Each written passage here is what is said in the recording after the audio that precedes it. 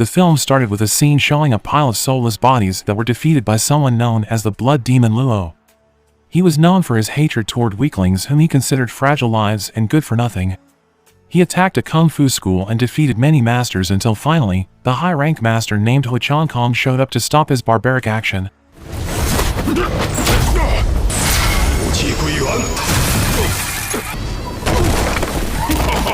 A fierce and intense battle between them was inevitable. The battle was known as the Battle of Jingwu Sect. Master Hu was cornered and forced to use the risky move called the Golden Dragon Fist, which could mess up the enemy's blood circulation. Sadly, Master Hu was also damaged by the move and fell to his knees. That was when his son, Lu Jing, approached him in tears. He then immediately transferred the remaining power of the Golden Dragon's Fist to the right hand of young Lu Jing and knocked him away from the battlefield to save his life. After that, Blood Demon Luo continued his attack and finally, finished off every master in Jingwu School.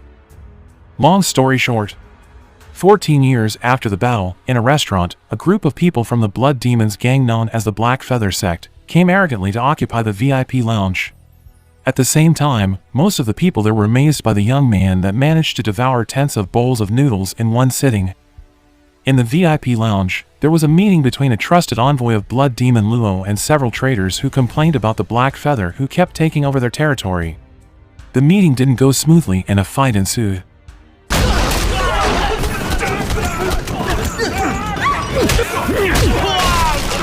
Everyone ran away from that place for their lives except for the young man who was disturbed by the fight, but even so, he kept eating while battling each of the men that approached him with only one of his hands.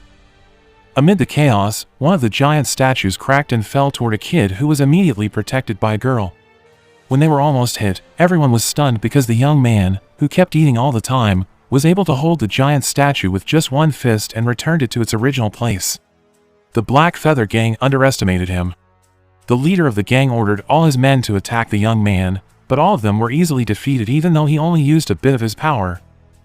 After defeating the Black Feather gang, the girl thanked him and told him the place where she studied, which turned out to be a kung fu school. The young man also introduced himself, and it turned out that the young man is Lu Jing, aka the son of Hu Qiankong, who had inherited the power of the Golden Dragon's Fist. The girl who came with her friend also introduced themselves. The two of them were students at Hujia Kung Fu School named Hu Men and Xiao Xia. Lu Jing felt that he had never been to Hujia before. Therefore, he asked to be taken there. After he arrived, instead of making a good visit, he immediately challenged the entire school. Lu Jing arrogantly challenged the old man in front of him, who turned out to be a kung fu master named Master Ho. Lu Jing said that he had beaten every kung fu school he had passed.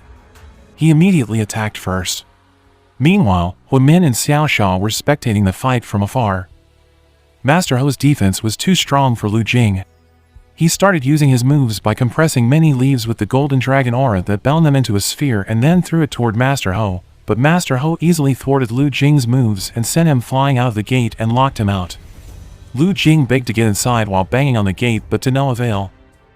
Meanwhile, in a different place, the Black Feather's trusted envoy with his troops faced Blood Demon Luo and reported the failure of his mission because he was defeated by a young man. He was suddenly attacked by the Black Feather elite and was devoured alive. Hearing that, Blood Demon Luo suspected that the young man was the heir to the power of Hu Qiankong, which he finished 14 years ago. He then ordered his men to track down the young man's whereabouts so that he could finish off all the descendants of Hu Qiankong. Back to Lu Jing, whom the next morning returned to Hujia. He forced Master Ho to accept him as his disciple.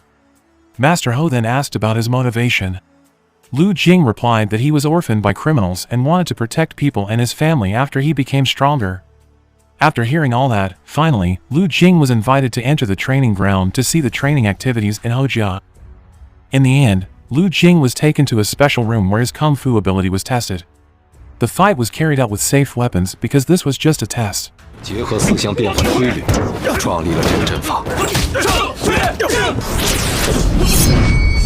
这对付一个大敌，火门主和三大。Unfortunately, in the middle of the fight, Lu Jing suddenly recalled the battle 14 years ago that claimed his parents' life until finally, without realizing it, Lu Jing fought seriously by attacking the vital points, and when he was about to do his ultimate Golden Dragon's Fist move, which he had not trained yet, Master Ho came to thwart it. In the end, Master Ho decided not to accept him as his disciple because he felt a very dominant killer aura in Lu Jing's fists. Master Ho was afraid that if he was trained, he would use his power to harm humans. Lu Jing was disappointed after hearing that and immediately left from there. Lu Jing went to the city to calm his anger. In the middle of the crowd, Hu Min, the girl who turned out to be Master Ho's daughter, gave him a handkerchief with the name of the school written on it, but suddenly, he felt something very strange as the crowd suddenly vanished. Someone then showed up and greeted him. The man turned out to be Blood Demon Lu's right-hand man, whose name was Tang Baibai.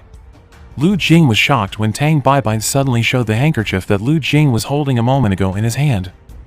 Feeling irritated, Lu Jing attacked Tang Baibai, but the difference between their strength was clear. Lu Jing was easily defeated by Tang Baibai. He then invited Lu Jing to be his disciple, and Lu Jing happily accepted the invitation. Finally, he was able to find a master that he thought was strong enough, even though he was not aware that the man in front of him was a bad guy who was targeting him. After arriving in an unknown place, Lu Jing was immediately attacked by Blood Demon Luo himself. Lu Jing finally realized that Blood Demon Lu's real purpose was to suck all the energy in his body, which would be the antidote to Hu Qiangkong's move back then, which still affected his body. Fortunately, Lu Jing, with his remaining strength, was still able to escape, but unfortunately, the handkerchief with the name of Hujia School fell in front of Blood Demon Luo. In the middle of his escape, he ran out of energy and passed out. Fortunately, he was saved by Hu Min and was taken back to Hujia, but unfortunately, it didn't take long for an elite troop of Blood Demon Luo to come to Hujia and then attack Hu Min and Xiao Sha. They both looked overwhelmed to avoid the elite's deadly man-eating weapon until finally, Lu Jing came to help.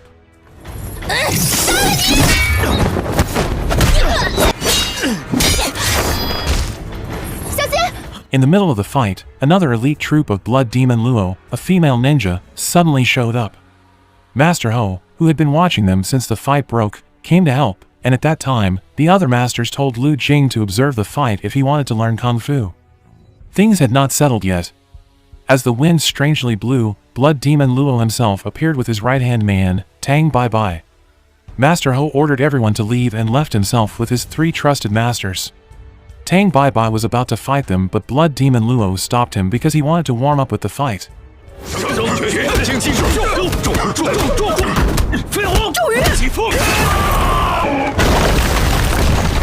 The masters thought they had succeeded in defeating Blood Demon Luo, but it turned out that he stood up once again with another power, which immediately made the 4 Kung Fu masters helpless.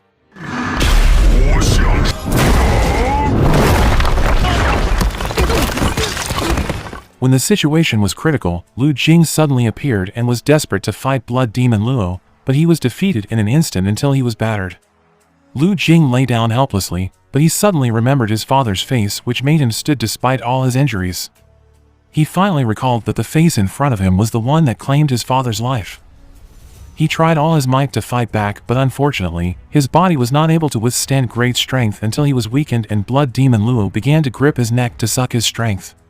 At the critical moment, Xiao Sha and Hu Min came to help, until finally, Master Ho sacrificed himself to buy some time and insisted on telling the others to escape.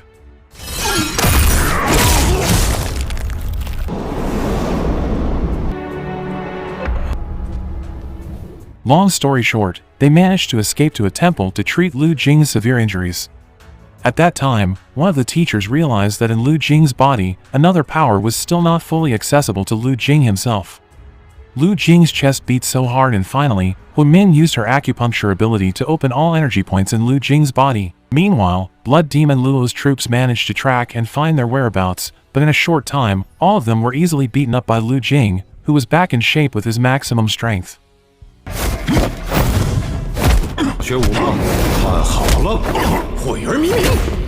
His whole body was filled with an aura of the Golden Dragon, which according to the masters had exceeded the strength of normal human Kung Fu.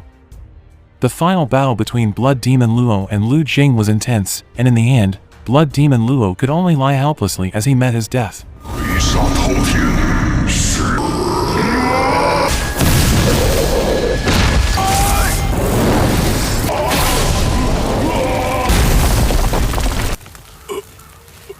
In the end, the news of the defeat of Blood Demon Luo spread throughout the city.